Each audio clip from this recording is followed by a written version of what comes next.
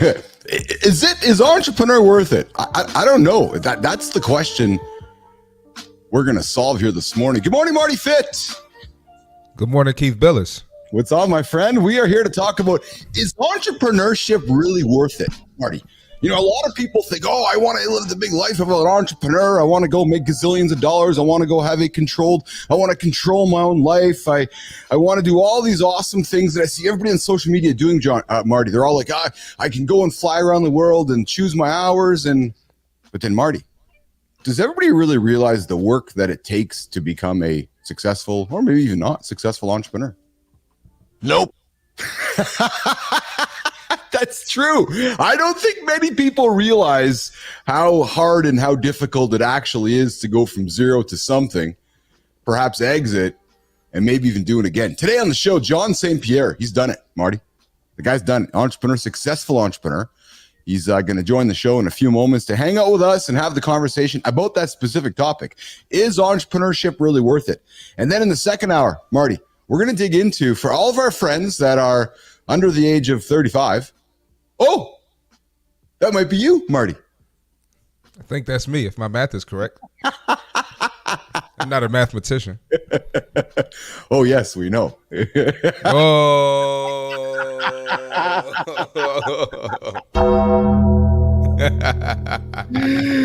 So we're going to dig into tips and tricks you can use as a young man to stay lean and fit after 35. And John Anderson, of course, is here as well. John's just having a couple technical difficulties before he enters the lab. And of course, we have our good friend Enzo joining us from the future. What is that? Oi, oi, wee, wee? Yeah, oi, oi, oi, oi, wee, wee. Yeah, isn't that like some kind of, I don't know, some kind of, what the hell is something over there, they say. Is that what it is? See it over there in the future. Yeah, that's it. That's it. That's exactly it. So what's going on, Marty? How are you today? Man, I feel good. I got some good sleep last night. Probably my best sleep since I've been back from Canada. Good for you. Good for you. Feeling good today. That's all. Yeah, you know what? I made a point last night of getting some good sleep. Had some company over last night, so that's prevented me from going to bed as early as I would have liked. But I certainly got to bed in some good time. So yes, I'm catching up on some sleep. Were you a chatterbox? A little bit. Yeah, we had so Lauren's marrying a good friend of hers, and they were over last night, and we were having a chat about just the wedding, right? So yeah, it was they were over a little later than we all thought, but hey, it was all good. And actually, I said, hey guys, it's just after 9. Oh, Uncle Keith's got to go to bed here coming up because that alarm clock's not very far around the corner here, so pops up quickly. Oh, I'm like, yeah, some dude made this decision to become a morning show host, and which means that we are it's just going to be one of those things. But you know what, though? To make you feel better about it, I saw a clip of Shannon Sharp talking about the sacrifices he had to make to get on Undisputed and be on the morning show, and now he's on First Take. So no kidding. Yeah. There you go. If that makes you feel better. Sure. Sure. It's Wednesday, rest and recovery day. Marty went for my walk this morning. I it's funny because I'm really taking something from John around his day before noon decisions. Oh, yeah. So I knew today I was going for a walk, and I made a point of sticking to it because I said to myself, I'm going to be tired this morning. So yesterday, I'm like, no, I'm going for a walk today. So when I got up this morning and I was kind of getting myself rolling, I thought to myself, I'm tired. Nope, going for a walk, Marty, because I made this decision yesterday and I'm not going to make it. Exactly. Not going to make a tired decision. And for some of you that are wondering what the hell I'm talking about, so John Anderson, our friend John Anderson says, hey, listen, for tomorrow's decision, make it the day before.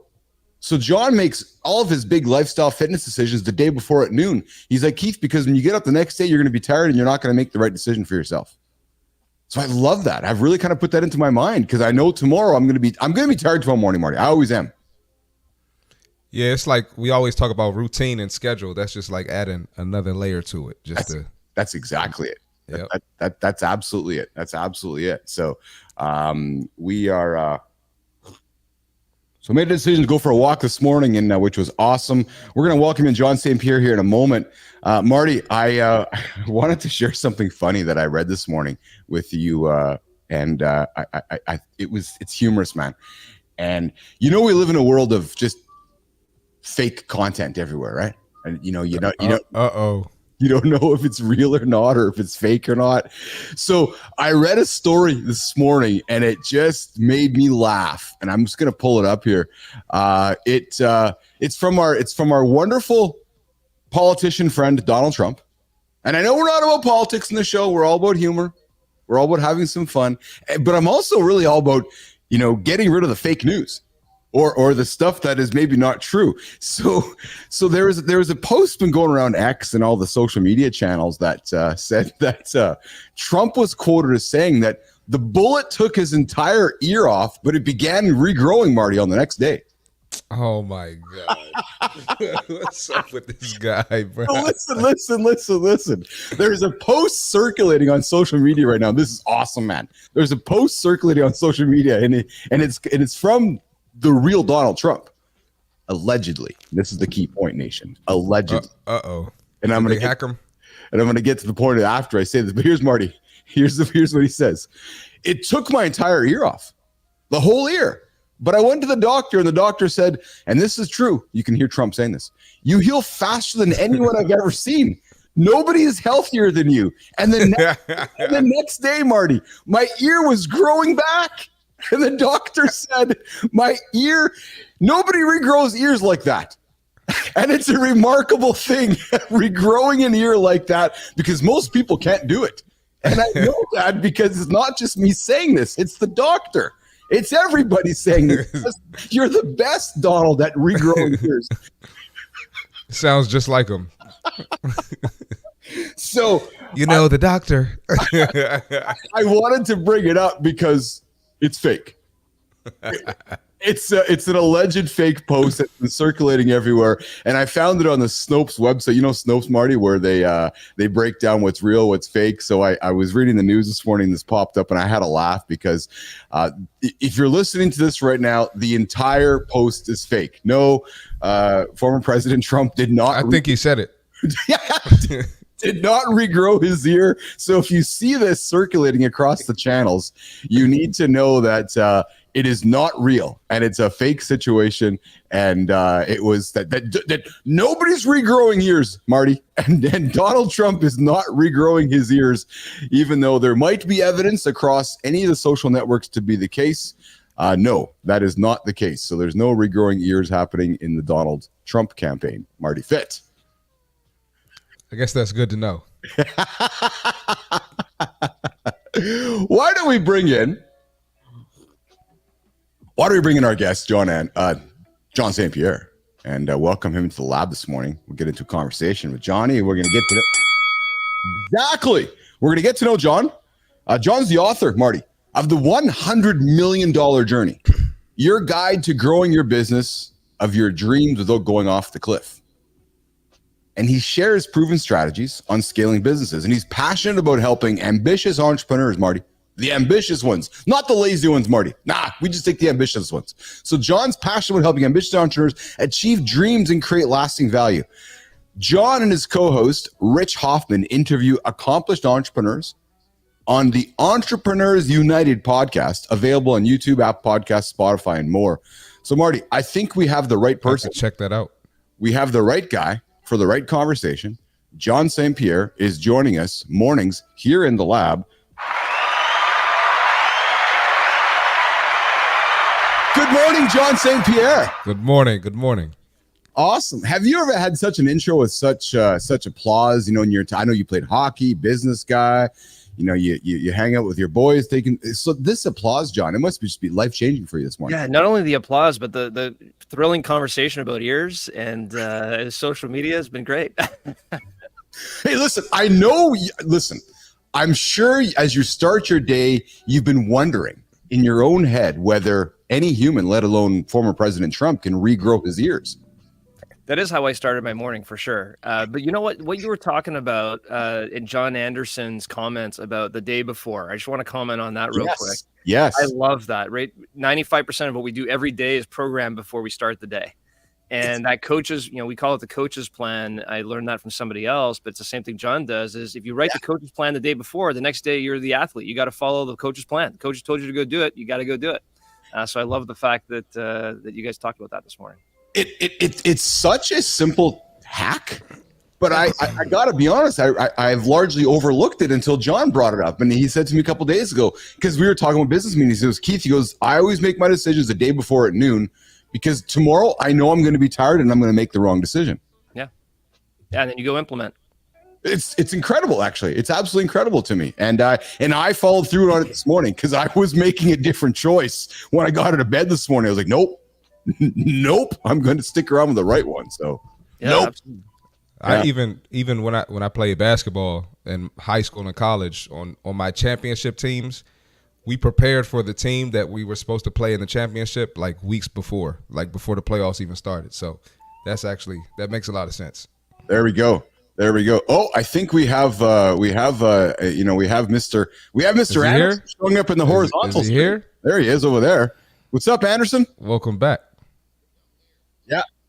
We think you're here. We need to get you on the vertical one as well, so we can have our nation get you comfortable on the vertical side of things as well. So, yeah, awesome. So I'm just going to pull you out of the horizontal for a moment and bring you back. Okay, hang tight. So, and then we got Drew. What are we talking about today, Drew? Drew's joining us in the vertical feed here, Marty. Drew, we are talking about, is entrepreneurship really worth it? Like, is it really worth it? We see all these big posts on social media, and John St. Pierre. Everybody shows the good stuff. Nobody shows the slogging underneath it all. And that's what we're going to talk about today, the sacrifices, et cetera, et cetera. And then, Drew, if you're in your 30s, the second hour, we're going to talk about losing body fat. So that'll be a conversation you want to stick around for in the second hour. But we're going to have a chat here in John St. Pierre in about 5 minutes. So talking about, is entrepreneurship worth it? But John, how you been, man? You joined me on Live and Live a couple months ago. What's shaking since then? Let's take a couple minutes to catch up with John St. Pierre. What you been up to?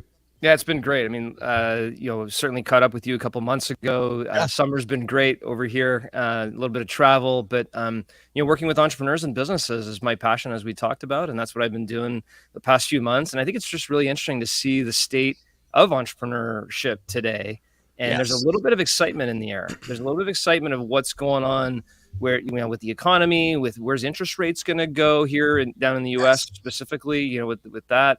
And there's just a little bit of a buzz going on what's coming in 25 and 26. There could be a little bit of an opportunity here to, really grow your business. And so really, excited about that upcoming opportunity. So John Anderson joined us on the show. Good morning, Johnny, buddy.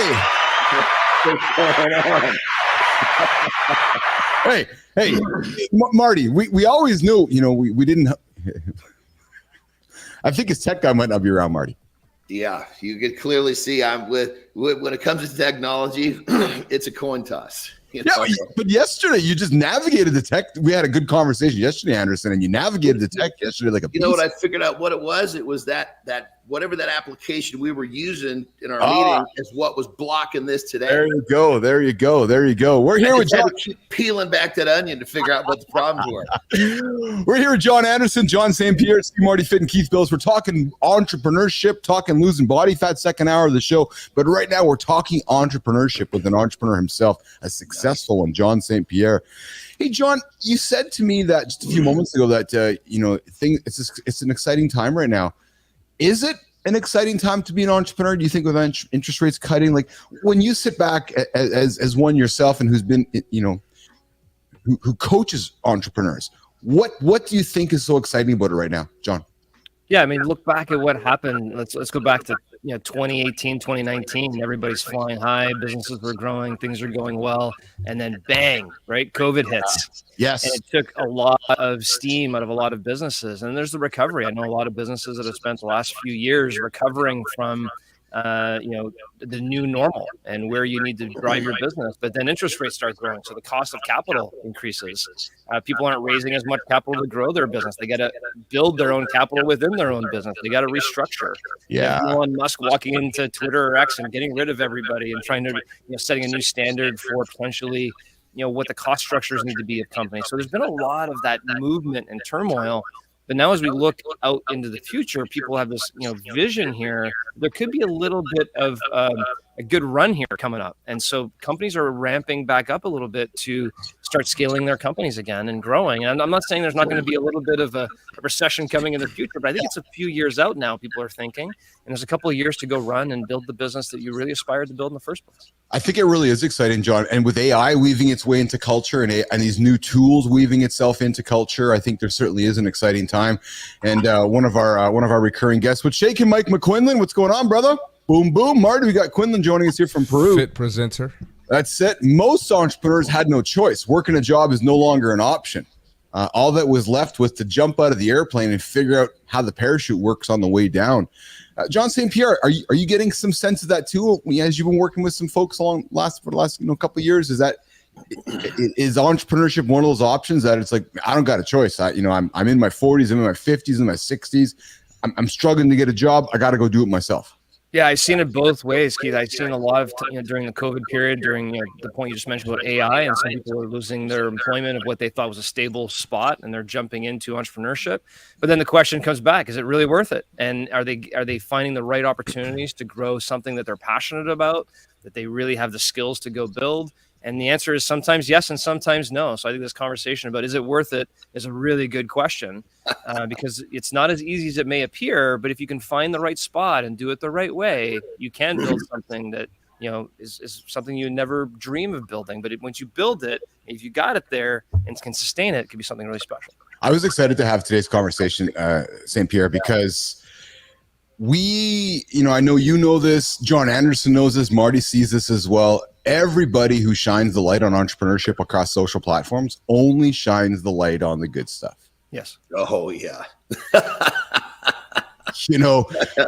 I think we probably can start a successful account if you ran it between the hours of 2 a.m. and 8 a.m. and it was all the crappy work happening at 2 a.m., like all the non-sleep, all the grinding it out, right? Because all everybody sees is the airplanes, the beaches, and all the gold flash after it's all said and done.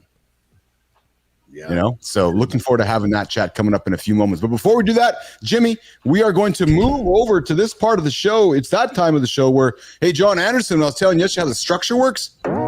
This is what happens. Yeah, so now I'm going to do this. I'm going to look at this camera over here. Jimmy, you're going to pull everybody off that horizontal stream. And I am going to dig into the accountability check-in. Once I get my camera sorted out here. That's the camera I'm looking for. All right, so looking at you, Nation. Hear me very clearly. Entrepreneurship. Oh, John Anderson's going to like this one. And if Marty had the soundboard, he's going to like this one as well. But Nation, entrepreneurship, it's not for sissies. Nope. Here are 3 lessons the journey of an entrepreneur has taught me. Yeah, your Uncle Keith, you're the host of the show. Entrepreneurship has actually made me question my sanity. Often. Yep, that's a true story. It's made me cherish my naps. Oh, yeah, I got one scheduled today on Rest and Recovery Wednesday. And I'm going to tell you something. All that multitasking that nobody talks about because they're all busy showing off their gold chains and their yachts and their trips through Ibiza. Nah. That multitasking you got to do to get there, it's no myth. Oh, shoot, no. No. Entrepreneurship, it is a wild ride. It's filled with highs. It's filled with low lows and unexpected turns. And just when you think you're going in the right direction, the turn happens. It demands willpower, discipline. It demands that gym work ethic. So if you're serious about starting your own business, go to the gym first. It's true. Go to the gym first. Save yourself a bunch of money. Save yourself a bunch of time. If you can't go to the gym for a regular period of time, day after day after day, just go get a job. Because it's the same thing. If you find yourself loving going to the gym, and I'm not talking about going to the gym, like going to lift the heavy weights. If that's what you choose, great. But go to the gym, go climb a mountain, go run a marathon, go get on a bike. But go and create an endurance discipline that you go out every single day, lift, eat properly, create that lifestyle, because that's the lifestyle you're going to need to be a successful entrepreneur. Trust me, that is a business athlete. There's our accountability check and coming to you here today, mornings in the lab. All right. Gents, there was my advice. And I think you all agree with that because Yes, sir. if you, and I'm Gents, just tag on that with me. And I've said this many times, and I've had people come to me, go, I want to be an entrepreneur. I'm like, go to the gym first. Go save yourself some money. Like actually go and yes, Sir Otto, this is some absolutely serious alpha male. Oh yeah. Oh yeah. Yeah. This is the morning alarm clock. If you're laying in bed right now, Sir Otto, get your ass out of bed. Yeah. Get your ass out of bed and get moving, because laying there is not going to get you anywhere. It's actually not going to get you anywhere except just laying there for the next hour. So John Anderson, John St. Pierre, C. Marty Fit. Let's dig into today's topic of the day. Not my sanity. Let's dig into today's topic around, is entrepreneurship really, really, really worth it? And when I just throw that question, John St. Pierre, is it, in your point of view, is it worth it? Not in and of itself, it isn't. And here's my thought process on this. And I'd love to hear this from you guys as well. But everything you just said, Keith, I subscribe to, which is just because you're an entrepreneur doesn't mean it's worth it. Yes. I know many entrepreneurs that are overworked, overstressed, out of shape, losing their family life, getting divorced. I can go on and on and on and on, not even working in something they're passionate about because they were sold this dream that if they become an entrepreneur, it's going to be worth it. And I have this, yin and yang, right? You're told it's going to be independence, but then, you're working for a lunatic, right? And lunatic's you. Trying to achieve this dream, right? You have this high risk, but you have this high reward side of it. So there's a counterbalancing, right? You think you're working for something passionate, but then when you start a business and something you're passionate about, maybe you lose the passion for what you're passionate about because you're not enjoying it anymore. So a lot of people fall into that trap. You got this flexibility versus being overworked, or the control of your own destiny versus the uncertainty of entrepreneurship. So there's a lot of different things there that I think play into a factor. So just because you're an entrepreneur doesn't mean it's worth it. It's funny, John St. Pierre, because John Anderson said something to Marty and myself on Friday, and it rattled both my and Marty's cages when he's like, why do people make choices? Remember this, John Anderson? Why do people make choices to dig into a job for 25 years, 30 years, or pick an entrepreneur career just to race towards retirement? Anderson, bring that comment up you made. Yeah, it's the way that, the way that we're bred, the way that we're programmed to think is like we're bred to be workers, go get this job.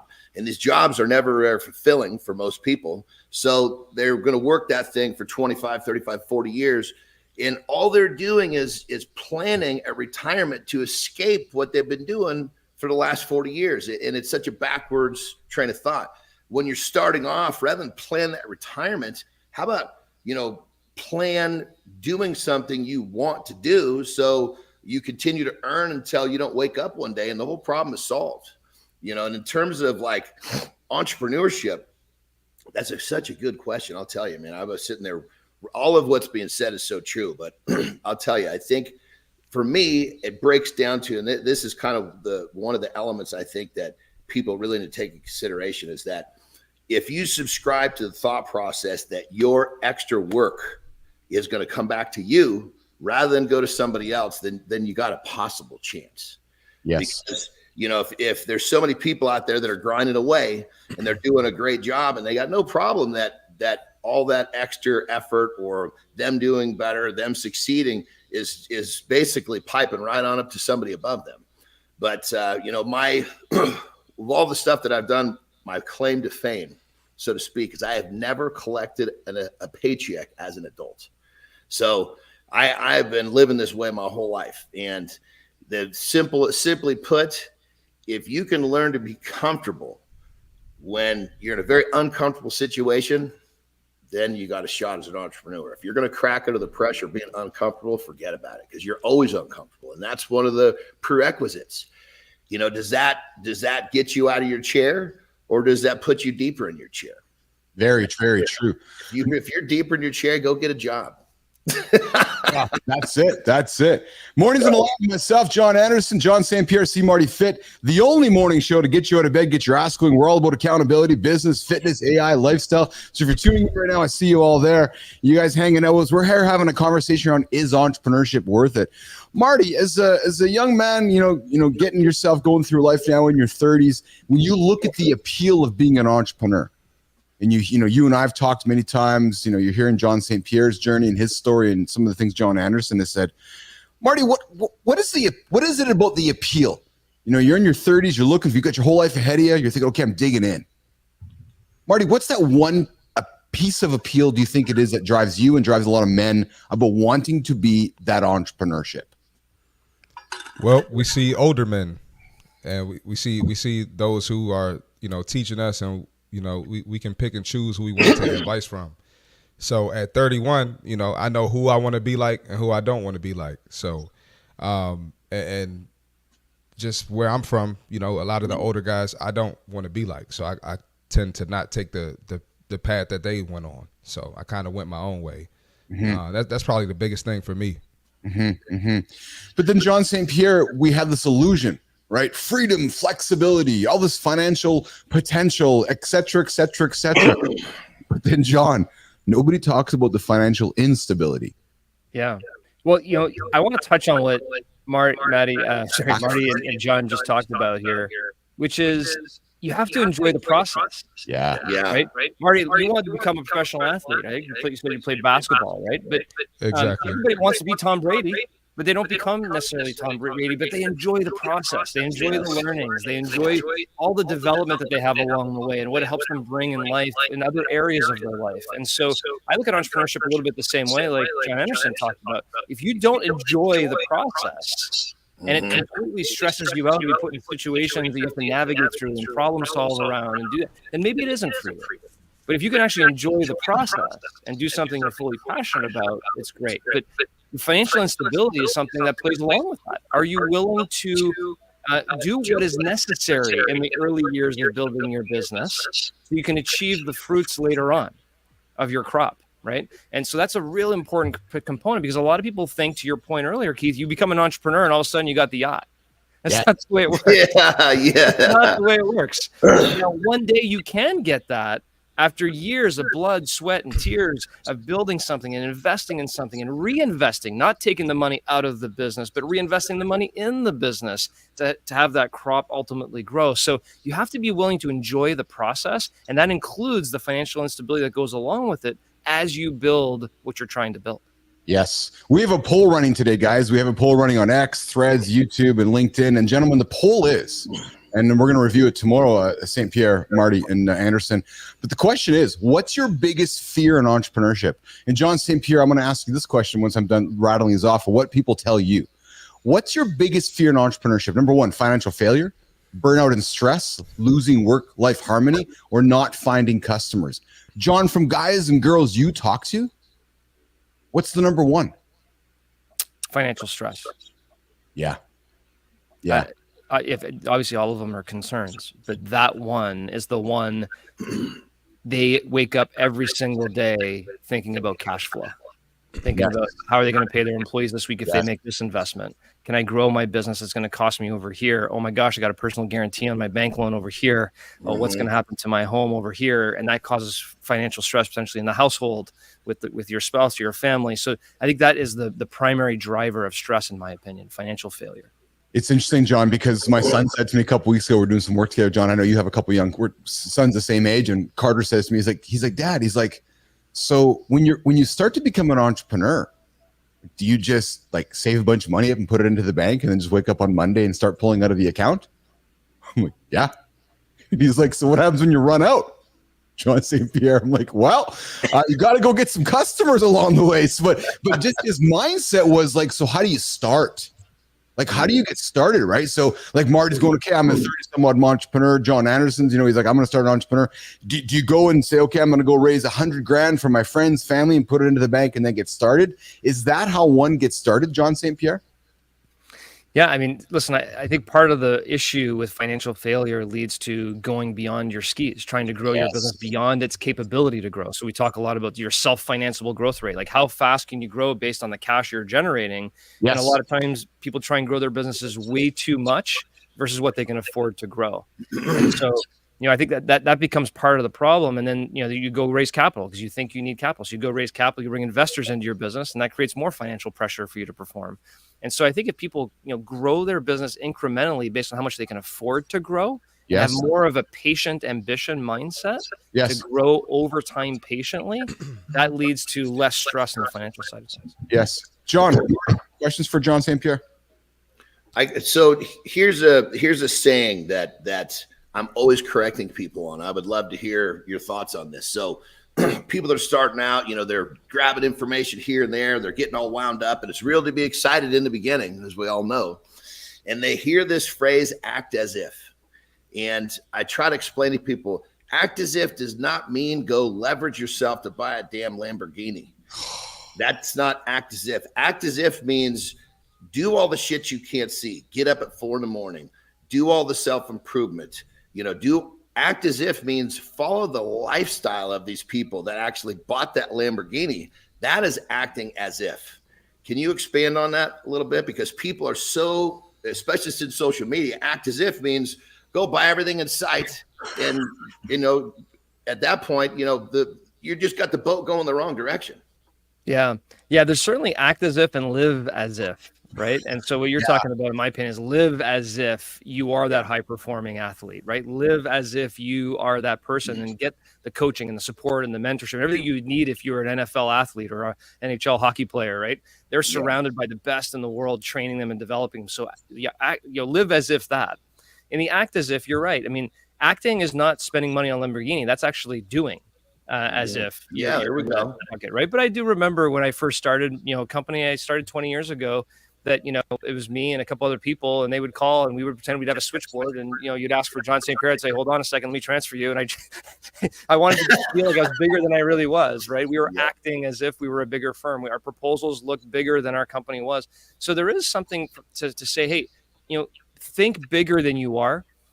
Try and act bigger than you are, but that doesn't mean spend bigger than you are. That doesn't mean that you shouldn't be living the way you should be living. So I really agree with you on that. It's like, you're not acting if you're actually executing beyond your skis. And so that to me is a big component. So really so basically it's live, it's act and spend. There's 3 as ifs. That's perfect. That breaks it. Now, anybody listening that's been thrown off by watching social media with that phrase, it just got broken down to 3 pieces, which should make perfect sense. So I love that. Yeah. Spend as if you're broke.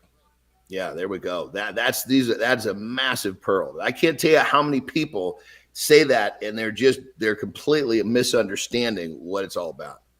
Well, and part of the culture of entrepreneurship culture, and Marty and I have talked about this before, is there's this allure, John St. Pierre, go raise money, go raise money, go raise money. And all we read about in these entrepreneur magazines and tech magazines is, oh, John St. Pierre raised $10 million or raised a bunch of money. And I see you shaking your head, right? And you're like, no, and I see you shaking your head some more. It is such the wrong approach, isn't it? It's this race to raise money when I'm thinking you're saying, no, slow down, get some cash flow, get the business going, and then if you need to raise some money, it's going to help you eliminate all these challenges about being having that fear of being an entrepreneur. But John St. Pierre, dig into the myth, please, about this. Oh, I got to go raise money. John St. Pierre, do you need to go raise money as an entrepreneur? Well, let me tell it from experience. So you mentioned the book that I wrote, The $100 Million Journey, and it's not a book about success, although there is success in it. It's a book about failure. It's a book about me trying to grow a company to 100 million and thinking the way I was going to get there is by raising some capital. And so, we raised $20 million of capital. We were around $55 million in revenues, and we're like, okay, let's go for another round of capital because we got to raise capital, right? That's what you got to do to go grow a business. Raised $20 million of capital, and 6 months later, I was fired. And that was after 15 years of building a company. 15 years of all the stuff we're talking about, the blood, the sweat, the tears, the years, the financial stress, the everything. 15 years, and I lost it all. Because in my mind, I was growing for growth's sake. In my mind, I was trying to raise capital because that's what I was supposed to do. That's what I was glamorized in entrepreneurship. Go raise some capital. And believe me, Keith, I was telling people, I just raised $20 million. We're going to we're Yes. going to do here. Yes. Awesome. And then I found myself on the pavement, broken, going, what just happened? And so, yes, 100%. An entrepreneur that wants to build the business of their dreams should build that business with the capital that they can generate through their business, spending as if, as we just talked about, they're broke, and reinvesting the capital they can generate into the growth of their business. And that takes time. It takes patience. It takes a lot of will, to your point on going to the gym every day, and that endurance test that you have to go through day in and day out.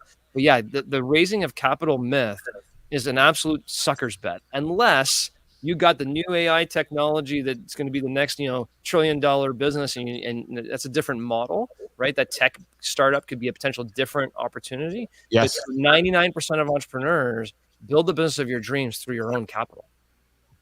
Build a business through your dreams, through your own capital. The other big question I want to throw out there for you, John St. Pierre, and again, I'm going to look to Marty, and I guess in many ways, I'm going to throw the same question to John Anderson. So Marty, 30-some-odd-year-old young man looking to start his business. A lot of our listeners are in that same demographic, wanting to start their business. John St. Pierre, John Anderson, and I'm going to ask myself the same question. Have you guys built a business plan? And is it absolutely necessary to build a business plan to be an entrepreneur in 2024? John St. Pierre. I think I want to define what business plan is just for a second, because the idea of I need a 30-page Word document, I don't believe in. The idea that you need to have a vision for your business, a one-page strategic business plan, yes, I do believe that to be the case, because part of it, and I was talking to somebody yesterday for coffee, and he spent a lot of time in the Japanese business culture. And the Japanese business culture, they plan for the next 50 to 100 years in their business. Wow. In the North American business culture, we plan for next quarter. We're like, what are we going to do next quarter? And if I don't do what I'm supposed to do next quarter, I might get canned, right? That's the public markets that kind of drive that. But can you think long term? Like, can you think your business 5-10 years out? Where are you taking this ship? And if you have that long-term mentality, guys, I believe that you'll be more patient in today's actions than overreacting or overhiring or overspending or over this or over that to try and get there too quickly. Have that patient ambition. Know where you're trying to go ultimately in the next 5 to 10 years, and to develop a plan. Okay, year one, we're going to do this, and year one's going to help us get on track to this 10-year plan. So I really believe that that's necessary, but it doesn't have to be a 30-page Word document. I think this is a one-page visual you hang on your wall that shows you year one, where you want to be in 3 years, where you want to be in 5 to 10, where you ultimately want to be as a BHAG of your business. I like that. John Anderson, have you ever created a business plan for your businesses over the years? I'll tell you, when I was young, like when I was right out of college, again, I graduated college with no intention. Graduated college, first off, my degree was major in theology and minor in philosophy. There wasn't a lot of jobs for me to go get, nor did I want to go get one. But I started my first business with just literally an idea, and just the next day got up and started working on it. I was I guess my strength as an entrepreneur is I'm good at taking action. I'm really good at taking that first step. And then as I got older and did more of it, because there's plenty of failures along the way, I realized what I really need to do is I need to take that first step and test the interest of what I'm coming up with. Because if that interest is there, then obviously that's that, because that right there is, for someone that's trying to think of an idea that maybe they're passionate about, they might be really interested, but there's not many other people that are going to pay for their interest. So test that interest is something that I learned to do. And then once I kind of got my first step, I tested the first interest, then I started to kind of be a little bit more, I guess you'd say, business plan-ish, which exactly what John explained is it was a single sheet of paper. This is what I need to accomplish. Here are the elements, here's the product, here's the demographic. And I wasn't, a lot of times I wasn't even projecting beyond that first year. I just needed to get the thing up. Because keep in mind, these things in many cases were started off my credit card, which was almost maxed when I was young. So I needed that. I needed to know there was interest. I needed to make some sales so I could bring it back in and keep turning it over, So I guess the business plan, I totally agree with John. And I think from my position, I'm always the first one to say, if you could sit there and have paralysis by analysis. Don't sit there and think. Yes. Start moving, because you're going to learn a lot by moving. You don't need to spend a whole lot of time planning in this world. You can plan as you're going. I think the advice I would offer, so if Marty sat down with me and say, hey, Keith, I'm wanting to be an entrepreneur and I want to start a business, John St. Pierre, what I'd say to Marty is, what's the problem you're solving? And can you go find yourself a minimum viable customer? And if you can find that minimal viable customer, you can iterate, and then go get the second customer. And then I think what you said, St. Pierre, is that you get that minimal viable customer, you also can have this idea of driving revenue in, right? So not going to chase a bunch of extra money, get that first customer in, iterate, get the second customer, iterate, get the third customer. I really despise this advice, St. Pierre, which is, oh yeah, you got to go create the 50-page business plan. Like, it's not 1920, right? Go and find that customer, go and solve a problem. Like, the problem we're solving here at the morning show is helping people get their asses out of bed and get going. It's a legitimate problem for human beings. So that's the problem we're going to solve. But that really is the crux of it, isn't it, John St. Pierre? Find a problem, find a minimal viable customer, and go to work. Is it as simple as that, St. Pierre? Yeah. And so, yes. And before that, I would say the question I would ask Marty or anybody else is why? Why are you starting a business? Why are you becoming an entrepreneur? What is your why, right? The Simon Sinek start with why. Yes. And is your why of why you're starting this business connected to your personal ambition? And so one of the things I learned, guys, was during this massive failure that I had, I realized that what I was trying to create in this business wasn't really aligned with my personal goals in life. And so today I have a 30-year life plan, right? And I just turned 50. But I got a 30-year life plan. Like, to what John Anderson talked about earlier, I don't want to do anything else. I got a long horizon in front of me, and I am going to go to the gym and take care of myself because I want to be as far as I can go. But I got a 30-year life plan. And if my business doesn't align to my 30-year life plan, what I'm trying to do for myself personally, then why am I doing this? Yes. So start with why. And once you know why you're doing something, and you can be very clear about the why of your business, then go do the stuff that you talked about to get your business off the ground and growing and prove concept. And like I talked about earlier, don't go prove one or two customers and then go try and raise capital. Go get 100 of them and sell the product or service. Raise some of your own money. Reinvest some of that money into your business versus going to buy a new car. Like, just really commit to the process, but you have to start with why. Yes. Oh, that's great advice. That's so good. I love the starting with the why, and I love the 30-year life plan. Again, something we don't talk about enough. And I know as a young 50-year-old Anderson, a young 50-year-old, and St. Pierre, young 50-year-old, I think it's this kind of conversation that we can speak with our peers and our colleagues like Marty and our demographic Marty in our 20s and 30s, which is, I know you're not thinking about it, and I'm not trying to talk down about it, but man, is that ever motivating and aspirational? When you can sit back and say, okay, I'm in my 30s, here's my 30, 40, 50-year life plan, because then you're racing towards something you want to do instead of racing towards what Anderson always talks about. Why the hell are you doing it to race towards retirement? Yeah. And I don't think we talk about it enough, right? And I think it's a topic we should talk more about, which is this whole idea of like, what are you doing in 10 years from now? Because Anderson, we talk about it all the time too, Marty? It's going to happen anyways. Like 1 year from now is going to happen regardless if you want it to happen or not. So you might as well plan for it to happen. So I got a quick question for John. Yeah. So when you say that you have your 30-year plan now at 50, do you look at that as kind of like reinventing yourself, like a consistent reinventing yourself over the years? You know, once you reach one level of success, reinvent yourself to get to the next one. Yeah, so the way I look at it, Marty, is at the end of this year, I'm going to redo my 30-year plan, right? And that'll be 51. I keep redoing the plan. That's cool. Well, what ends up happening is we all overestimate what we can do in a year. A lot of entrepreneurs and business people, athletes, whatever, they go, in the next year, I'm going to do this, this, and this. And then they kind of miss their goals because they're overestimating their capabilities in a year. Yes. But if you think about it, a lot of people underestimate what they can do in 10 years.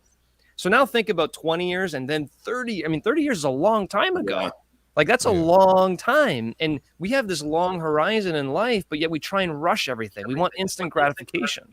So what Keith just asked you is a fantastic thing. If you think about your 30-year life plan and how long that is, you can be more patient in trying to achieve the things you're trying to achieve, which means if you're more patient, you won't feel a need to go raise capital. You won't feel a need to get the yacht too quickly. You won't feel a need to get all these things, but you'll keep reinvesting in what you're building. And that compounding effect of learnings and financial success and everything will compound into you getting the yacht one day if you really want it.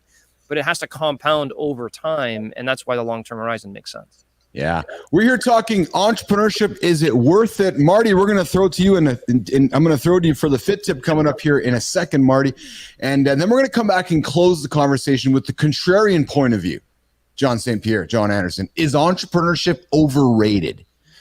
Right. So is it something we want to chase, or is it something we're happy with doing? And we're going to talk to John St. Pierre in a second about, is entrepreneurship overrated? But Marty, before we do that though, my friend, there's that sound effect where I take Pierre off, I take Anderson off. It's a fit tip. All right, we got the fitness tip for the day. So let's talk about it. All right, fitness is a long-term game. Play it right. Let's talk about it. If you want to achieve your fitness goals, make long-term decisions today. Every time you want to skip a workout, ask yourself, how much will it set you back? Because a lot of times, one workout leads to two leads to three, then you miss a week, then you miss a month, then you fall off completely. Every time you want to eat junk food, ask yourself if the instant gratification is worth potential health issues. When you feel like giving up, remind yourself why you started. Before you stay up late, think about how it will affect your energy for tomorrow's workout. Each time you consider skipping a meal, ask yourself if it aligns with your nutrition plan. If you're tempted to binge watch TV, consider using that time for active recovery or self-improvement. Or you can watch the show while you do some cardio, while you walk on the treadmill, Stairmaster, elliptical, walk outside, etc., whatever you decide to do. Whenever you feel unmotivated, remember how great you'll feel after your workout. Nobody ever regretted a great workout. That feeling after lifting weights, doing your cardio, nobody was ever mad after that. Before you skip a meal prep session, think about how it impacts your healthy eating habits. Now you at Chick-fil-A, Burger King, McDonald's, Popeyes, all the bad places because you didn't want to meal prep. When you hesitate to push harder, ask if you're challenging yourself enough to grow. Success is built on the foundation of daily decisions. Make the right one. That's the fitness tip for today. That's the fitness tip of the day with commentary with Marty. You want to get your meal prep in because you don't want Marty or Anderson chasing you down because you're on your way to Five Guys or Harvey's or Crumbles Cookies, because those guys are going to beat your ass if you're heading to those places. So you want to get that meal prep in today, nation, if you want to be successful. It's not only in the gym, but also in life altogether. We're here talking, is entrepreneurship worth it? With our guest today, John St. Pierre, the guy built a business, sold it for $100 million, and then got fired. The guy knows a little bit about entrepreneurship. He is the ultimate guest to have this discussion today. So as we wrap it up, St. Pierre, Anderson, Marty, is entrepreneurship overrated? The hype, John St. Pierre, versus the reality. Media glorification, the pressure to live up to the ideals, survival rates. Like, what's the survival rate of being an entrepreneur? I really want you to dig into the contrarian side of just go get a job. John, just go get a job, man. Just don't take the stress of carrying all that pressure. Go get a job. John St. Pierre. Yeah, we talked about this a little bit earlier.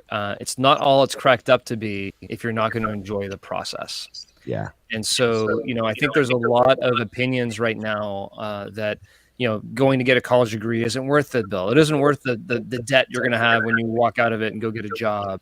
And I think there's a lot of viewpoints today that are going to start changing. Do you need a college degree to go get a high-paying job? What about the trades? The lack of trades. I can't get a contractor to come to my house. I don't know about you guys, but there's a lot of opportunities to earn gainful employment, to have a nice lifestyle, to have a nice living. The millionaire next door mindset, right? That book I read back when I was in college, that the teacher next door is probably a millionaire versus the entrepreneur across the street who's working 100-hour weeks, stressed out, just got divorced, doesn't spend any time with their kids. And that teacher who has a nice paying job, has their summers off, spends time with their family, and invests wisely into their future, you can achieve that millionaire next door mindset with a job. You absolutely can, and avoid all of the stresses and all the potential failures and all of these things. That life exists, and a lot of people are very successful living it. So yes, you can have a very successful life without being an entrepreneur. There's no doubt about it. And I know a lot of people who had that successful life as a non-entrepreneur and said, I think I got to be an entrepreneur because I just heard John say I should be an entrepreneur. They go be an entrepreneur and they fail miserably. And then they're like, oh crap, now what do I do? Now I want to jump back over in this career because this was the stability that I enjoyed and I loved. And I was able to spend time with my family and invest wisely. So it's not all it's cracked up to be for everybody.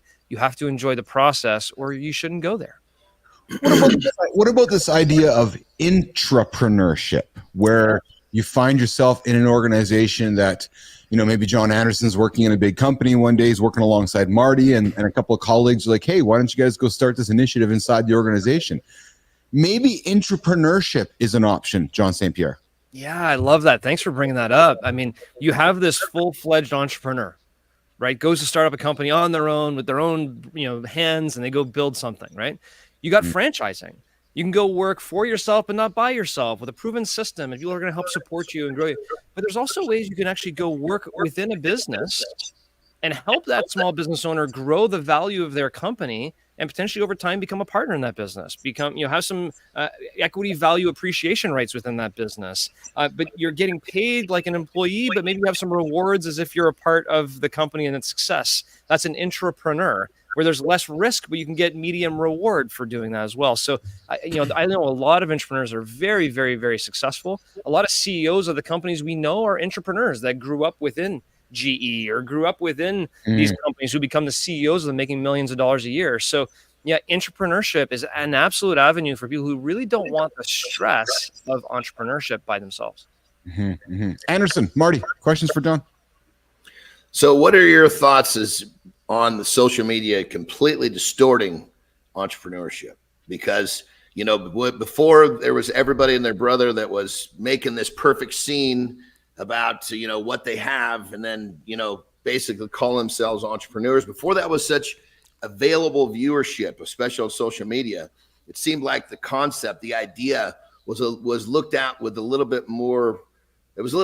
People looked at it a little bit more realistically versus all of a sudden now you could start flipping, on social media and you find some misrepresentation, but so many people are drawn to it because they don't really, they see the people acting as if the wrong way, or spending as if, or pretending to spend. So yeah. When was that, talk about that timeline of when it got distorted with social media? Yeah, I don't think that's an entrepreneurship question. I go on social media and I see people that are in better shape than me, better looking than me, have more money than me, have a better business than me, right? If you want to find that, you can find that anywhere. And I think that's a problem, just a systematic problem with the scrolling of social media. And I don't know about you guys, but personally, I've gotten bored. I at a certain point, I started scrolling a little bit. I'm like, what am I doing? This is boring.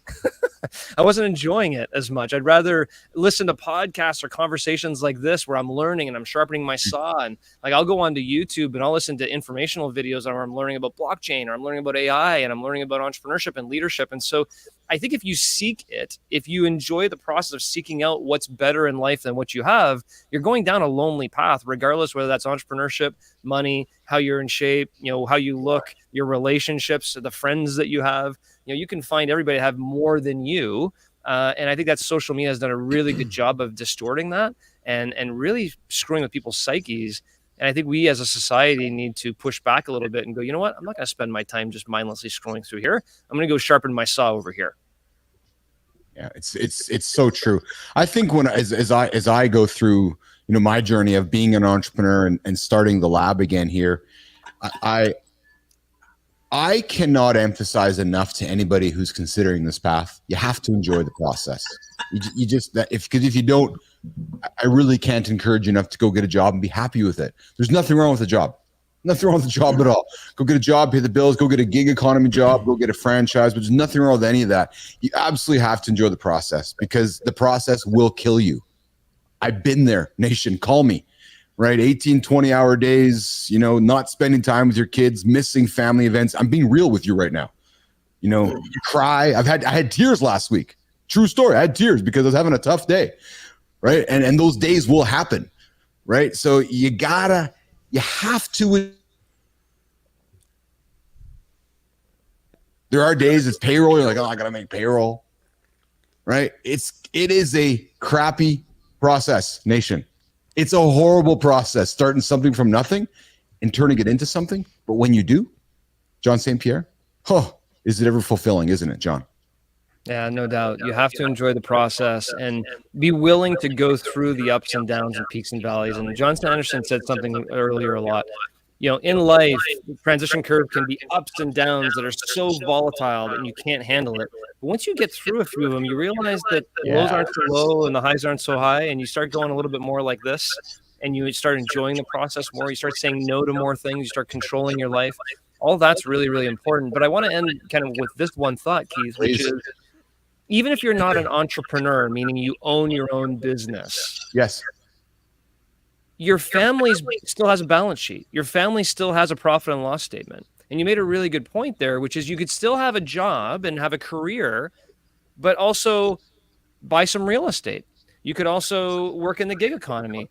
You could also do other things beyond your career to build up your balance sheet of your company and build wealth within your family portfolio. Buying your own home, as an example, is an investment you make versus renting. How you buy your vehicles, or do you lease, or how do you handle that? So your family still is a business in a way. So if you're not going to be an entrepreneur from the perspective of I own my own business, and you have a career that's paying you a W-2 salary or you know, like that, you still got to look at your whole family as a business and be the CEO of your life. Well said. Well said, John St. Pierre. Yes. John, we're wrapping up our chat, my friend. How can Business Athlete Nation, LinkedIn Nation, YouTube Nation, how can the world find you? How can they get some of those wonderful advice you're throwing out here this morning? You've been dropping nugget after nugget after nugget.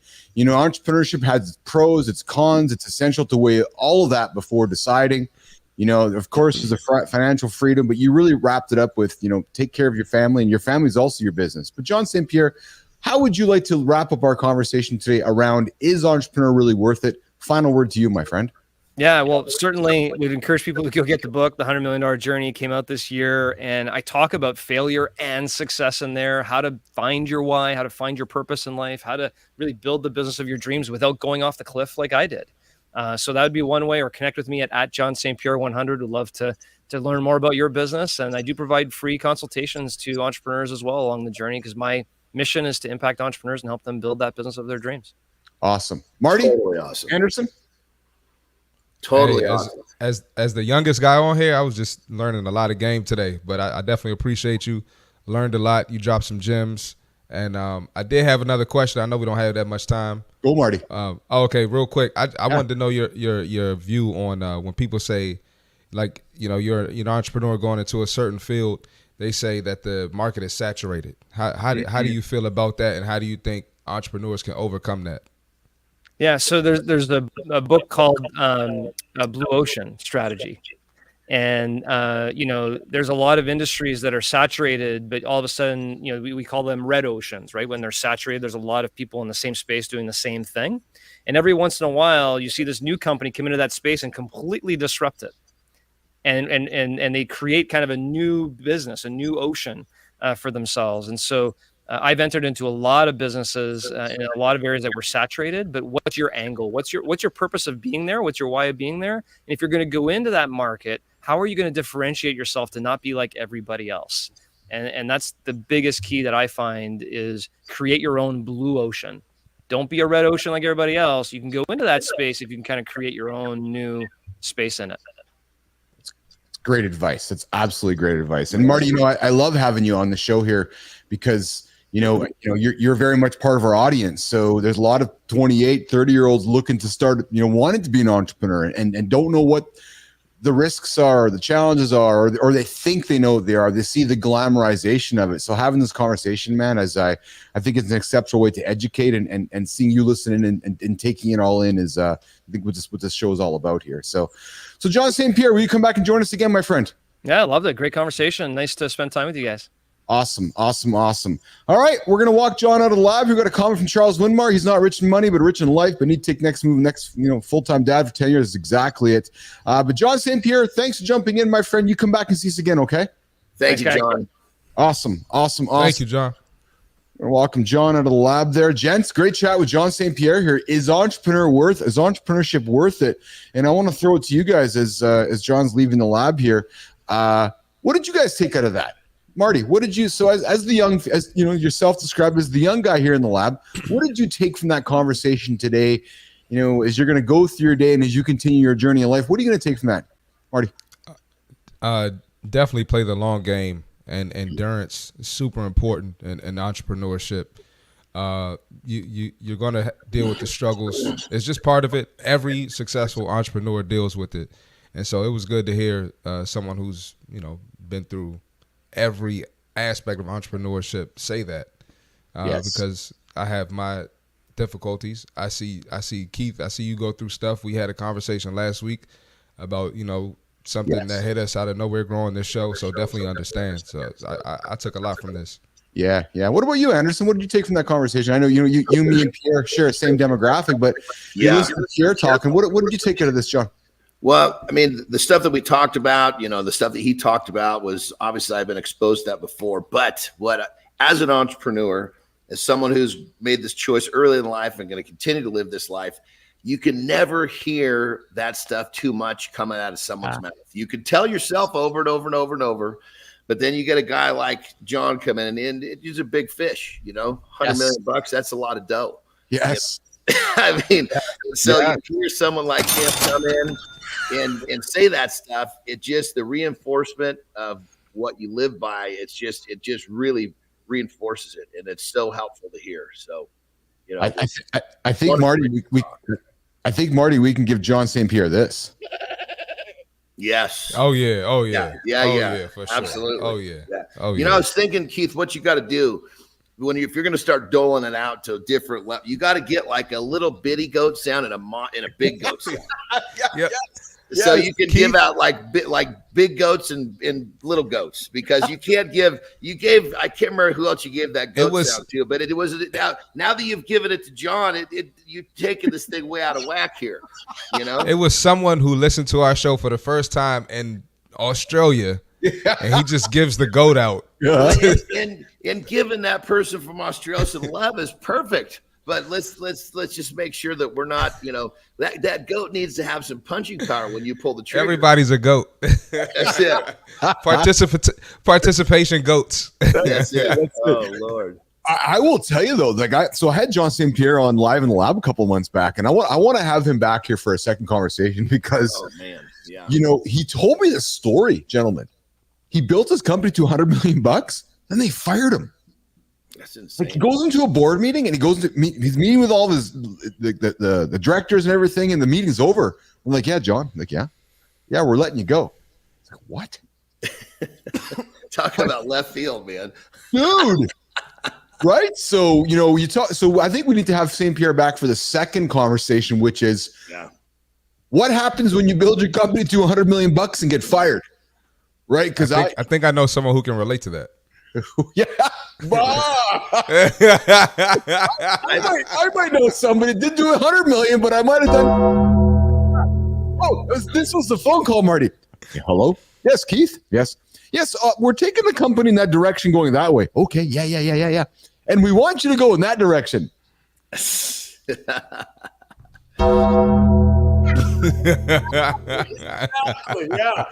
exactly it. Hey, Anush, thanks for jumping in this morning, man. I see you in the feeds. I see your comments. I love that you've been jumping in with some comments. You said, I'm with a set of resume holding degree, going from my job, company to company, struggle every day, but still unemployment. Anush, I know that Anderson and Marty will say the same thing I'm saying. Just grind, man. Got to keep going. You got to keep going. You keep going, and you are going to have something turn up, my friend. So I thank you for tuning in. I invite you to subscribe to the show. Click on the old subscribe. Marty, like it, comment on it, share this with your friends. We are a show that gets you going every single morning, Monday to Friday here on YouTube, 8 o'clock Eastern time. And we're going to pivot the chat. My two friends here, my two fitness friends, we're going to pivot our conversation from the business athlete performance lab, the business side's out. We're going to talk now about 3 foolproof tips, nation. 3 foolproof tips for shedding fat after 35. So I'm going to call up Marty and Anderson on the stage here, and we're going to get into the conversation. And first of all, guys, we got a poll running right now. We got a poll. We have a poll, Marty. Why do you think? Keith. Nope. Okay. I know you watched it last night. You know, we got to replay the poll episode for John Anderson. So I'm still learning this inside stuff. You know, it's like, just so everybody knows, I'm as confused as all of you. So don't worry. These guys are just sitting here laughing. It's like their own little world. They're just sitting there laughing. So why do you think you're struggling to lose weight now that you're over 35? John Anderson, when you talk to your customers, is it lack of motivation? Is it busy lifestyle? Is it unhealthy eating habits? Or is it not enough exercise? That's the poll we have running today. What do you think the number one is going to happen tomorrow, John, when we revisit this? What do you think it's going to be? Well, the unhealthy eating habits parlays into a couple of those other ones. So that's like the root. That's, you know, that's the roots of the whole thing. You take that one away. The other ones, are, you know, they're often kind of they almost, I shouldn't say they don't matter, but the other ones, I guess to put it right to put it, they're all going to fall in line if you're eating right. Yes. Marty, people come to you, less brunches, more crunches.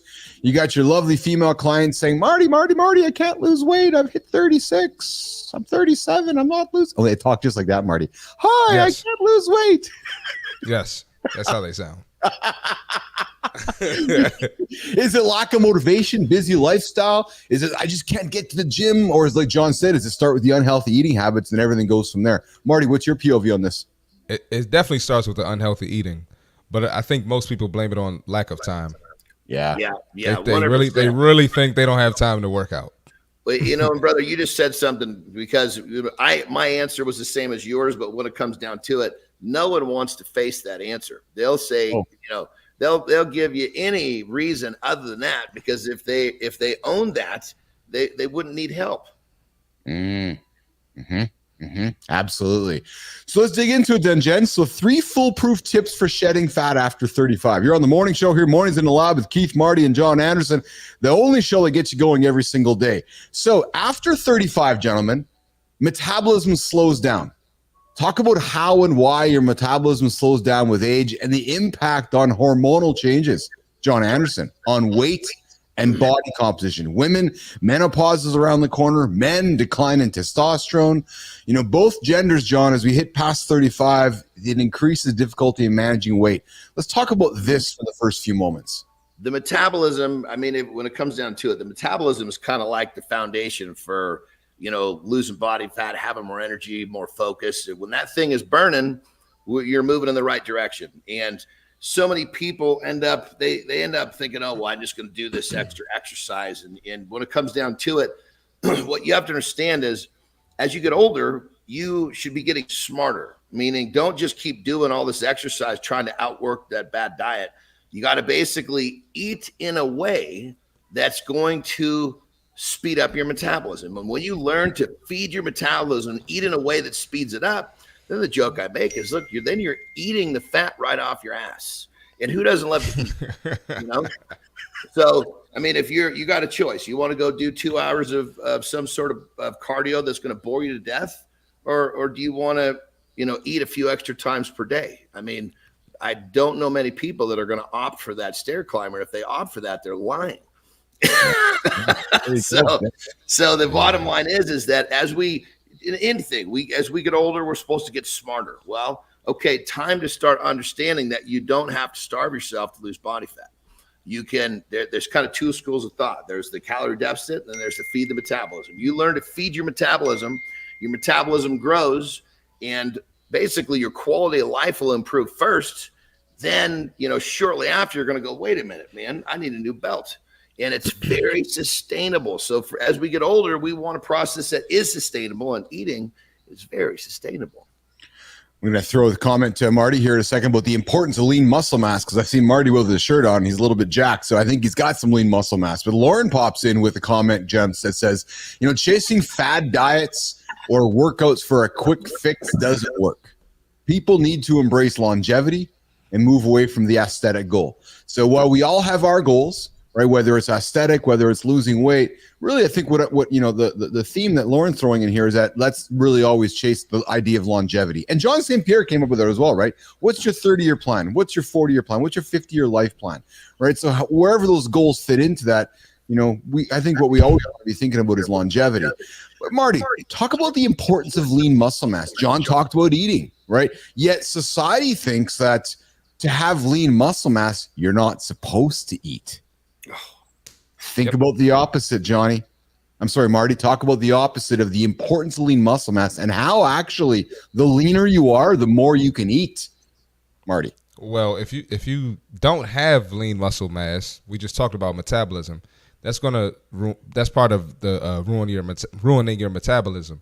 Mm-hmm. And another thing, you know, a lot of people are just uneducated. The more lean muscle mass you have, the less fat you carry on your body. So a lot of people don't understand that. Let me focus on building this lean muscle mass to get rid of the you know, most people want to lose body fat. That's why they hire personal trainers. That's why they get a gym membership. And they'll get on the Stairmaster. They'll get on the elliptical. They'll get on the treadmill for 2 hours. But lean muscle mass is everything. Not only is it great for dropping body fat, it's great for injury prevention as well. Right? We always talk about the osteoporosis on here. You don't want to get hurt falling down a flight of steps. Most people, older people that break their hips, they're done. They end up dying. We talked about that on here as well, Keith. So lean muscle mass is the key to not reversing your aging, but I guess preventing the aging rapidly. I would say that. And to extend on that a little bit, you know, what he said is so correct, but to make it really, really digestible for people that are not quite following what he's saying, lean muscle mass actually burns calories. Fat does not. So the more lean muscle you have, the more you're going to have to eat just to support that muscle. So it's kind of the more muscle mass you have, you know, the more you're going to be able to eat, and that speeds up your metabolism. So it's like this positive vortex. So good stuff, Marty. I think Lauren pops it up here as well, guys, which is food should be one's best friend on your fitness journey. Yes. Often not talked about, right? Which is, I want to be lean. I'm not going to eat food. No, eat the food, but eat the right food, right? This is not the right food, gentlemen. Yes, it's still here. No. Yes, Marty. No. I know. Get that thing out of here. Damn it. Get it out of here. Get that thing the hell out of here, you know? The ultimate prop. I'm going to use it for my yoga. It's going to be my block here, gentlemen. So that's what I'm going to end up being here. Oh, man. Let me be on the record for everybody listening. When I first time I physically go in that studio, I'm going to go straight for that package. I'm not even going to make sure that it's sealed up, because he might open it up, pull out the goods, and then put something else back in there. I'm not just gonna pick it up. I'm gonna actually feel it to make sure that it hasn't been corrupted. John, I think he just switches it out. He eats it every night for dessert, and then he just puts a new one there. Like, let me show the guys on the show, so they think I didn't eat it. But I need you to take a permanent marker and put some sort of a symbol on that right now. That thing is gonna be marked. All right. I guess I have instructions, Nation, to get that all cleaned up for y'all. Yes. Hey, Michael Hoodlow jumps in. What's shaking, Michael? John Anderson. Michael Hoodlow was a guest on Live in the Lab a few months back. He's the ultimate CRM expert. So if you're looking for a CRM expert anywhere in the world, what's up, Hoodlow? Hoodlow is the guy. He's the youngest CRM expert on the planet, Anderson. Like, the guy has been around forever, and he's like a freaking brilliant dude. But he comes in and says, and here's actually a great point, right? So Lauren talks about, food should be one's best friend in your journey, and we're talking about, in many ways we're talking about, glory, but Hoodlow puts it on the table. People are stressed, Anderson, Marty, work, finance, life. Bad eating habits, sometimes due to stressful situations. Not an excuse. Here's the thing. What you got to understand is that when you're going through difficult times, when you're stressed, when you're tired, eating good foods is what helps you get through that efficiently. So it's kind of like I explain to people, we live in this culture, this world, this society where people, oh my God, I lost 10 pounds, blah, blah, blah. I'm going to treat myself. Don't treat yourself with a negative. treat yourself with another win. You know, you treat when you're gonna do something to help yourself or to treat yourself, don't you want to feel good? Well, okay, so you made some progress. Now you're going to go eat something that's going to take you back. You're going to feel poorly. People say, "Oh, I don't care." Bullshit. You know, let's be honest. You're trying to make progress. When you win, celebrate it with another win, and that momentum just keeps going and going. But back to your question, is as long as you're focused on using food as like fuel or medicine, if you will. And you got, I mean, it gets hard. It's a big stretch for people to take food from pleasure to purpose, but realistically, that's the stretch. If you can go more towards purpose, you're going to have more focus. You're going to have more energy. You're going to have, you know, a better you to get through the stuff that's causing you the stress that makes you want to go to McDonald's. Yeah. Yeah. Well said. Well said. I like that, pleasure to purpose. I've never heard food looked at it that way, but that's right, isn't it? Take food from pleasure to purpose. Let me tell you a quick story about purpose. So when I was wrestling in Japan, and I used to keep hard-boiled eggs. That was like my food, because when we're doing it, there's just not food available. So I would tell the kitchen of the Tokyo Dome, I want tons of hard-boiled eggs, and I'd have them in my bags everywhere. And after the shows, or if we're going to the next town or wherever we're going, I would peel them. I'd be really careful, but a few of the shells would get on the ground, and Japanese are clean. They didn't like that, man. They basically said, "Look, you got to stop. You're making a mess here."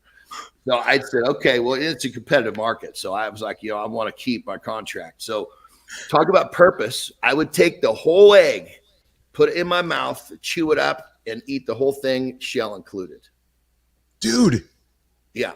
And it was great, because when the people could hear me start to eat my eggs, they could hear the crunch. And it was like, but talk about, I'm not eating this because it tastes good. What the hell's the difference? I eat the shell. Okay. Not a problem.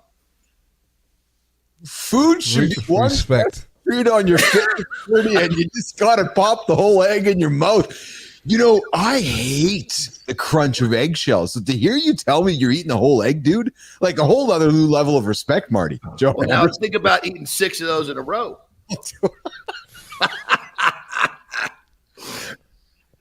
Yeah, Marty, I don't know what to say to this, man. I got nothing to say.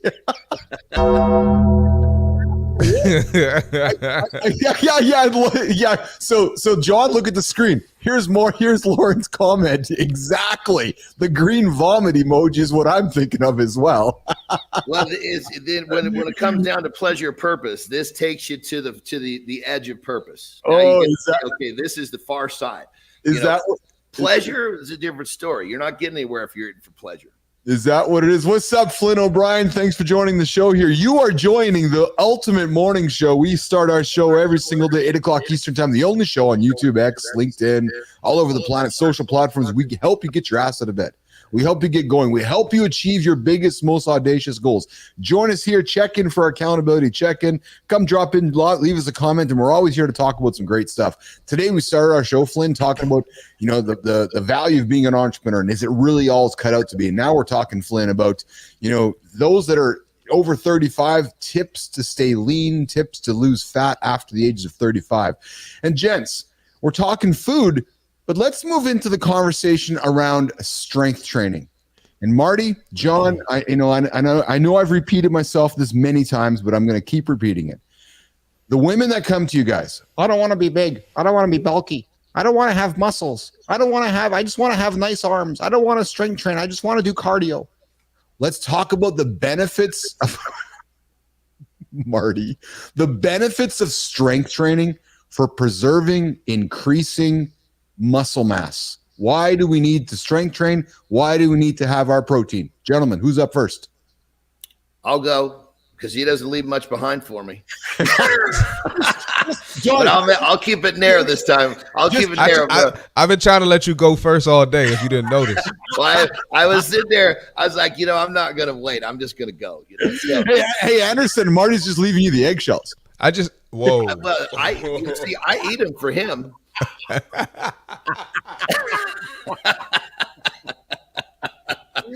Oh, I love that. So first off, it's not that easy to get big.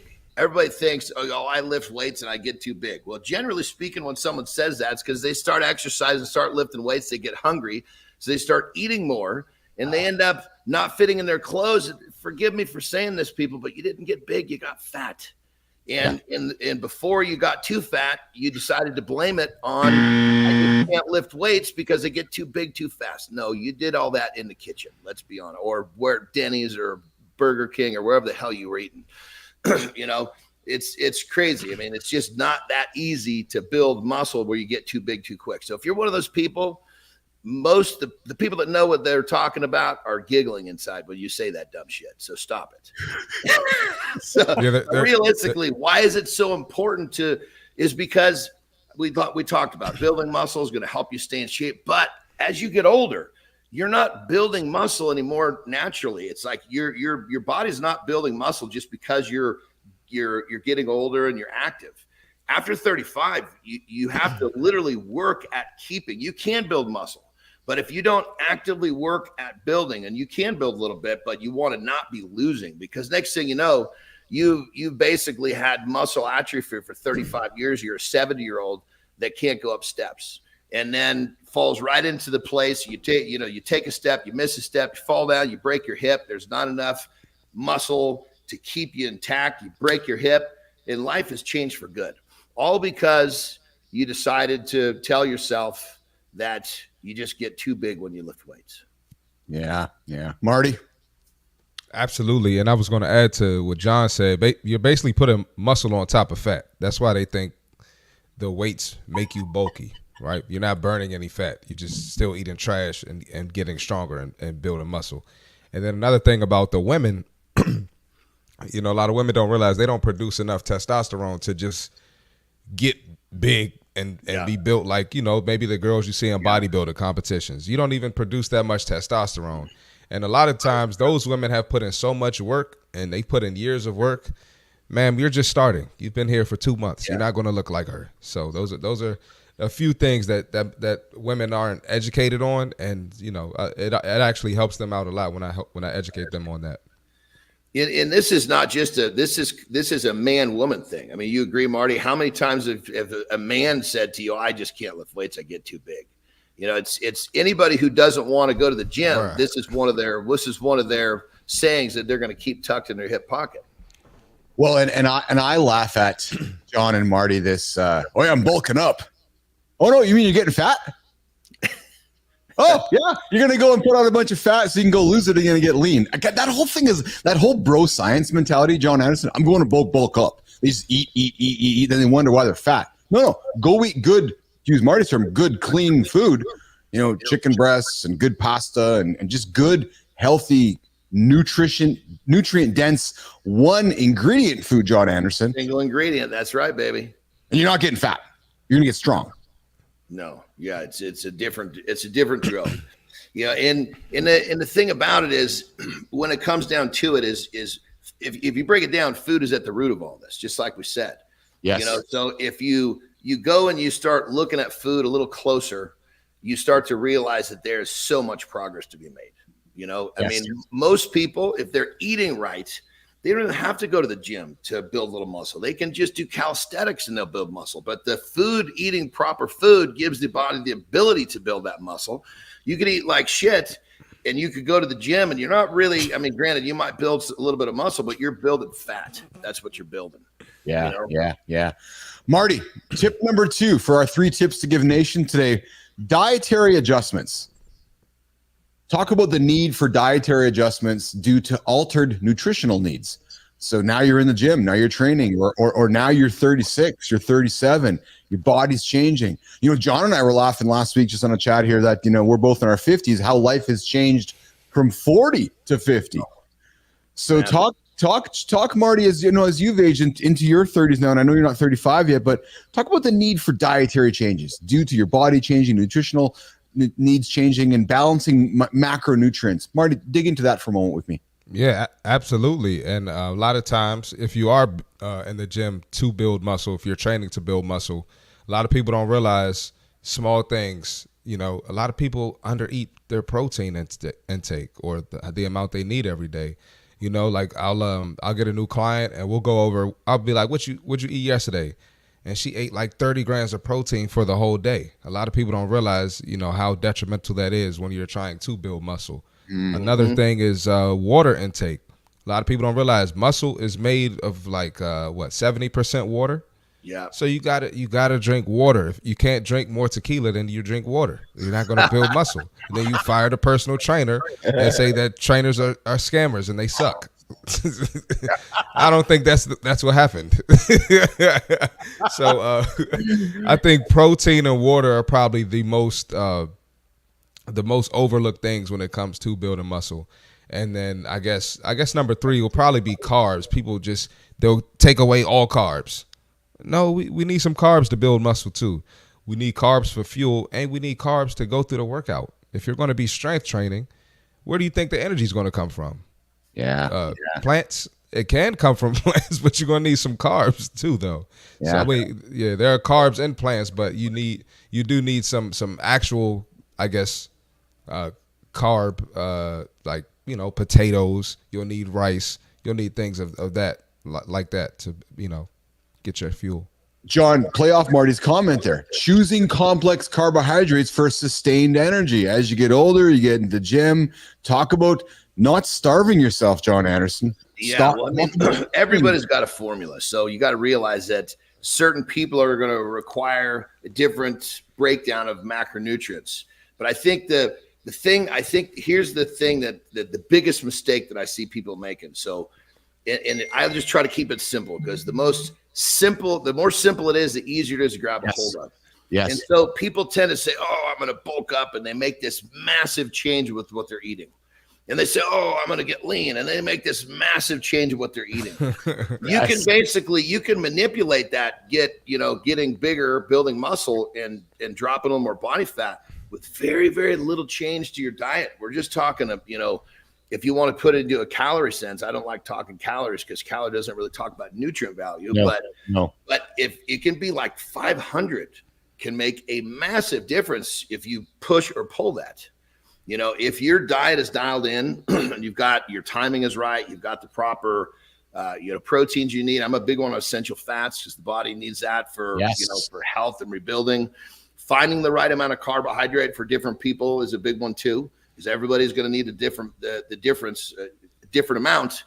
But then once you got that dialed in, if you want to change direction, it could be little change. And that way, what you're doing is you're changing your direction, but you're not completely losing your place on where you need to be, which is kind of toggle in that middle.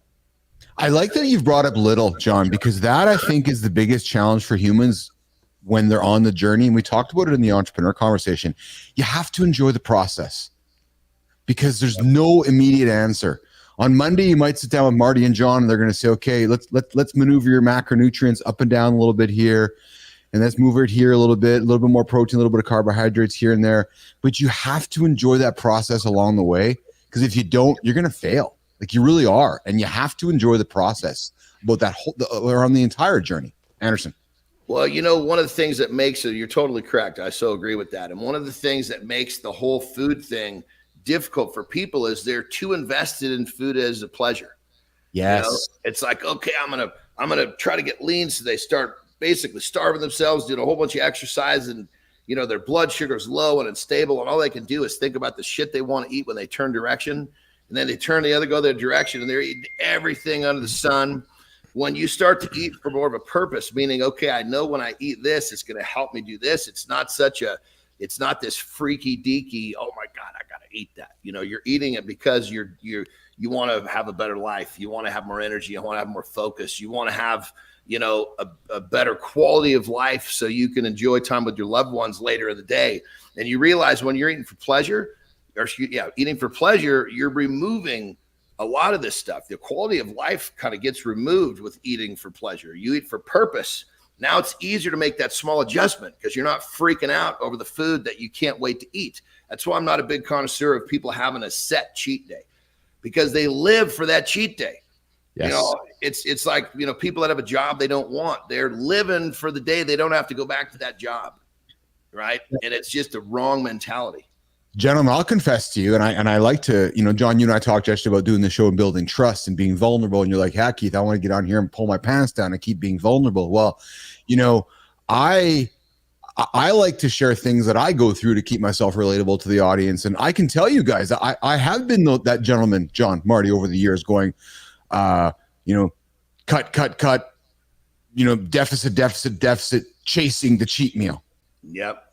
I will tell you, since I met Lauren, Marty, and you've met Lauren, since I met Lauren, and since she's taught me how to eat again, I've never ate more, been less restrictive, and have felt better about myself and been leaner my whole life because of just the shift in mentality, gentlemen, of enjoying food and not restricting it. Right. And that's been a mind shift for me, guys, because I have been that yo-yo guy my whole life, Anderson. I've been that whole guy chasing, better bulk up, got to lose weight. It's really what kind of moved me, Marty, into the business athlete kind of mindset and attitude. And I will confess to nation, I still struggle with it these days as it is. Right. But I can tell you, and I say it to be relatable because there's guys listening right now going, Bilous, you're perfect. No, I'm not perfect. Oh no, look, listen, I keep this on my desk so that these guys can keep me accountable to it. And it's true, right? Because John, there's a lot of guys like me out there. Well, brother, let me tell you right now, part of, for me, keeping food, locked into the purpose, category is not having the dumb shit sitting on the counter like you got with that reaching stuff. You put that if that's within reaching distance, now all of a sudden the pleasure part of food starts to get in the back of my head. Right. So, setting your environment to succeed is a big part of this. If you've got pleasure food all over the place, it's going to be very difficult to keep yourself in the right frame of mind when it comes to food. Now, I understand you got kids and this, that, and the other. So maybe what you need to do is teach your kids to enjoy something that's a little bit better for them, because as parents, it's unbelievable that the way that parents feed their kids is unbelievable in general. They're not thinking about it's bad. They're not thinking about the longevity or the health of the kid. That's why the diabetes epidemic is just going bananas, because the parents are very happy to give their kids something to eat to get them out of their hair rather than teach them actually how to eat properly. When you're eating all that high sugary, high salted food, a single ingredient food tastes like sawdust in your mouth. Yeah. Yeah. So John, you'll love this. And Marty, I think I've told you this before, and Lauren's listening. She's going to laugh. So John, my mom, we're the same age. So my mom, when I was 6 months old, instead of putting the old soother in her mouth, Mom, I love you, she stuffed the old Kit Kat in my mouth, John. So from 6 months. No. So from no wonder you got that big peanut butter cup. I know. So, but it's a true story though, right? Because you talk about the condition of our parents and lifestyle. So from 6 months old, Mom's like, oh yeah, let's put the Kit Kat in Keith's mouth. So yeah. So from 6 months old, I've been kind of grown up with this idea of battling sugar and battling chocolate, because it's what I've been conditioned to. And then John Anderson, bringing you up to speed on previous conversations, I've been telling Marty, I have my little daughter Brookie. And John, if you gave her a choice to go and hunt chocolate Easter eggs on Easter or go hunt avocados on Easter, she's hunting avocados. She's like, I'll take the broccoli over the chocolate because Mom has fed her the broccoli on day one. Brother, I'm still kind of stuck a minute or two back. So let me just make sure I'm understanding this correctly. So most babies at 6 months, I believe you said, correct? Yes. They're reaching for a boob. You were reaching for a Kit Kat. Mom's giving me the Kit Kat. You were reaching for a Kit Kat, and that man alive, that's a doozy right there. We're gonna bring Mom on the show one time, Marty. We're gonna have a chat with we gotta talk to her about that. We're gonna call Mom on the show, John, and you can ask her these questions and talk to her what her mindset was. We'll give an old Uncle Keith here the Kit Kat at 6 months, and not the boob. Mom, you got to be giving Keith the boob, not the Kit Kat. We're talking losing weight after 35, and we're going to continue wrapping up our conversation here because Keith and John got to go for a pee coming up here in a few moments. I'm sure it's just around the corner here. So number 3, gentlemen, consistent sleep and stress management. I want to talk more about sleep in upcoming shows, about the power and value of sleep and managing stress. Yeah. So, Anderson, start off the conversation about why sleep to help stress management before I throw it to you, Marty. Well, I mean, when it comes down to it, I don't think that everybody knows you have a good night's sleep. You wake up and you feel better. You're sharper. Your perspective is better. So I don't think we need to even go into that. How do we get that every day is the question. So here's the thing. There's a lot of things that you can do, but let's keep it simple. Yes. Really simple. The number one way to make sure that you get good sleep is to have a set bedtime. Your body will start to figure out that you go to bed at a certain time and you'll lay down and you'll just go to sleep. But if your bedtime's all over the place, your body doesn't know what to expect. It's like your dog knows when you're going to feed him. It's like this rhythm, nature has these rhythms. And what happens is your circadian rhythm is what it's called. And the more you're regular with your bedtime, then the better your circadian rhythm is going to be. If you really want to take a stretch, we all have alarms to wake up. You set an alarm to go to bed. You put those two in play. This thing will sync up real quick. And if you get your circadian rhythm right and you start getting better sleep, everything gets better. You metabolize more body fat. You have more focus. You have more energy. You're better. You're just a better version of you. All because you stopped staying up too late and you honored going to bed when you know you should. Yeah, so true. So true. Marty, want to add to those comments on sleep? Yeah, throughout your sleep, your muscle repairs and your fat burns. So if you're not sleeping, you're not going to get the results. And then just from a mental standpoint, you're going to be more likely to be in the mindset of waking up and getting to your workout, or waking up and getting your clean food ready for the day. Yeah. If you went to bed at night, if you wake up late, you're scrambling, you're groggy, you're tired, you're irritable when you wake up. You're probably going to make bad decisions throughout the day. Yeah, absolutely. And weaving tech into the conversation, nation. If you're wearing an Apple Watch, a Samsung Watch, a Ring or something, you have your HRV. Go check out your HRV, your heart rate variability. Get up in the morning and look at your HRV from the night before. You drive that number up, it's going to help you feel better. It's going to help you produce better. You're going to have a better day, a healthier day, and you are going to perform better. So that heart rate variability is linked to your sleep. It's linked to your stress. Go drive that number up. I'm telling you, if there's one metric you want to watch on your watch, go check your HRV. Trust me. And you want to drive that number up. And the better you drive that number up, the better you're going to feel. And how do you drive the number up? Get some sleep. Manage your stress. Get to the gym. Get some lifts in. So as you age, and trust me, nation, I'm ancient, and Anderson's even more ancient than I am. And if you're listening right now, we're just telling you what's coming. We're telling you what's coming. I'm so ancient, I'm starting to dribble here, baby. We got to wrap this baby up, or you got to cut me loose. I got to go to the toilet. I'm doing the dance in the chair, so I'm hearing you. So we're going to wrap up the wiggling, baby. We're wrapping it up here, and Marty's. Or else we're handing the keys to Marty here to take the show over. But nation, I want to thank y'all for joining us today. Mornings in the Lab with Keith, C. Marty Fit, John Anderson, joining you every single day, Monday to Friday, 8 o'clock Eastern time. We talk about business, lifestyle, AI, where our goal is to help you be accountable, hit those big ass goals, get yourself out of bed every single day, live a better self, live a better life, and move forward every single day. So come check out the show, like it, subscribe to the channel, Mornings in the Lab, leave a comment, share it with your friends, talk with your hands. There you go. Marty, close up the show, my friend, before we throw to Anderson, before I say goodbye, so we can go for a pee. Marty. This was probably the best show of the week. We dropped a lot of game on here. Today was a great job, guys. Today was an awesome show. Anderson, great content, man. What do you got to say before we go, pal? I got to pee. Yeah, you and me both. No, I say that we just, when you got a guy. Stay strong, John. Dropping bombs about Stay strong, man. And the best part about it is, this whole thing of eating plays right into that, because an entrepreneur understands he's got to eat in a way that's going to make him the best version of him, so he can continue to deal with that stress of instability of entrepreneurship. So these two topics just fit right together. They're right here. Great show, guys. If you want to be in entrepreneurship today, ask yourself, is it really worth it? Or are you happy inside your organization? Go make some money. All right, guys, I got to go to the bathroom. Marty, have a great one, pal. We'll talk to you later. Anderson, we'll talk to you throughout the day as well. Nation, we'll see you guys tomorrow. Ciao.